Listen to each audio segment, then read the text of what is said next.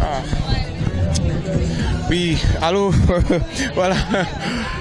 Fidèles téléspectateurs de la chaîne des références Antenne A, nous nous retrouvons ici au festival Paléo, le plus grand festival européen, où je suis accompagné quand même avec ma consoeur Léna Rey, qui est avec moi sur ce festival. C'est elle qui est en train de nous faire découvrir beaucoup de choses. Mais là, j'ai comme impression que nous sommes en train de voir où nous sommes actuellement là. Tout est écrit en arabe, Madame Léna. Qu'est-ce que cela signifie? Vous pouvez quand même me donner des petits détails, parce que quand je dis comme ça, parce que vous êtes quand même une personne à chaque édition plutôt, vous venez ici au festival. Qu'est-ce que cela signifie de voir tout est écrit en arabe? Qu'est-ce que cela veut dire? Bon, alors oui, c'est vrai que moi je suis une habituée du Paléo Festival. J'y vais chaque année parce que j'adore ça. Pas parce que je travaille ici, je ne suis pas membre de l'équipe, bénévole ou employé du Paléo. Donc pour les aspects techniques, je ne connais pas tout. Mais moi je peux vraiment vous parler de l'ambiance qu'on vit quand on est festivalier et qu'on vient voyager au Paléo. Parce que c'est ça, en fait, on n'a pas besoin d'aller très loin de la maison.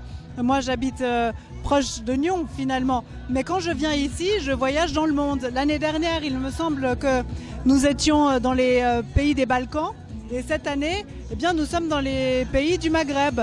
Nous sommes en Afrique du Nord, avec une impression de lire des façades en arabe, mais en vrai c'est en français si on regarde bien. C'est écrit Le Voyageur, bar à bière. C'est écrit chez Omar, barbecue marocain.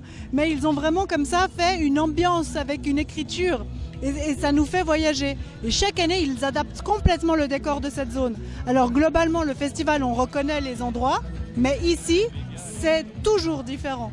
Voilà. Okay. Mais vous pouvez quand même confirmer à tous les téléspectateurs, parce qu'il y a tant d'autres de festivals qui se font un peu partout en Europe, mais celui-là, je peux dire, c'est le plus grand festival de l'Europe.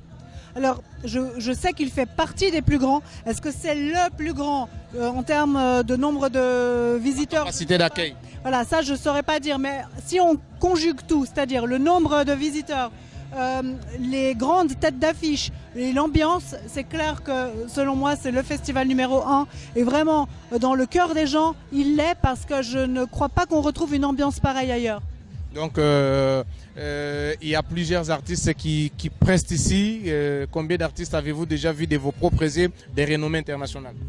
Waouh, ça je pourrais pas vous dire combien, parce que je viens vraiment chaque année, et qu'on va dire que chaque année au moins je vais voir 3 concerts de grandes stars internationales. Après voilà, j'ai mes goûts, donc je m'intéresse pas toujours à tout le monde. Mais quels sont vos goûts? Alors, un peu de tout, mais par exemple cette année, pour moi, c'était Macklemore, le concert principal, et Queen of the Stone Age. Voilà, c'est mes 2 coups de cœur de cette année. D'accord. Ok, là, on peut dire que cette année, quels sont les artistes qui vont devoir de tête d'affiche qu'on va voir sur la grande scène?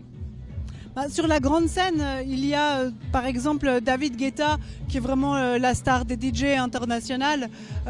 Sinon, on a également Queen of the Stone Age qui sera sur la grande scène.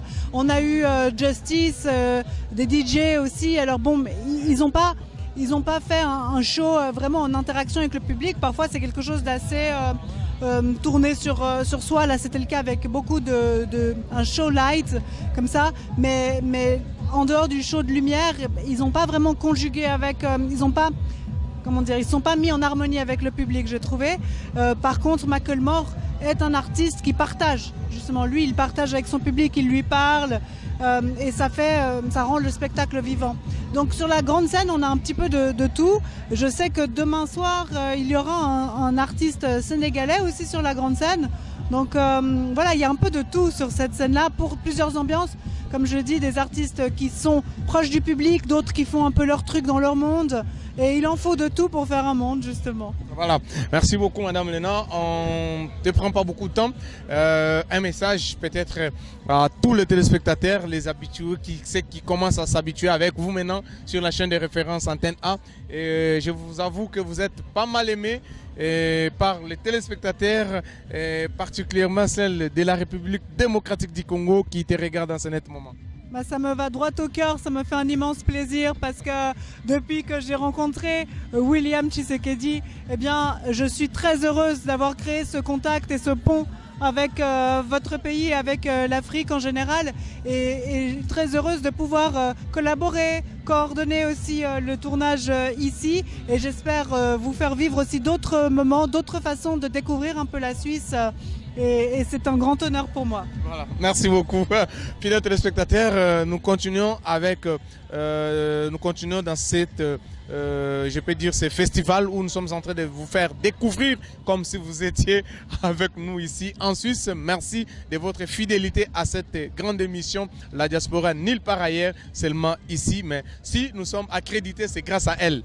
C'est vraiment grâce à elle. Elle s'est bâtie, vraiment, elle s'est bâtie. Elle est toujours à nos côtés pour nous apporter son soutien, pour nous apporter son savoir-faire. En tout cas, nous aussi, chapeau bas, ça nous va droit au cœur. Et nous continuerons toujours à être plutôt à vos côtés pour que vous puissiez nous donner des bonnes directives. Et on se retrouve par la suite.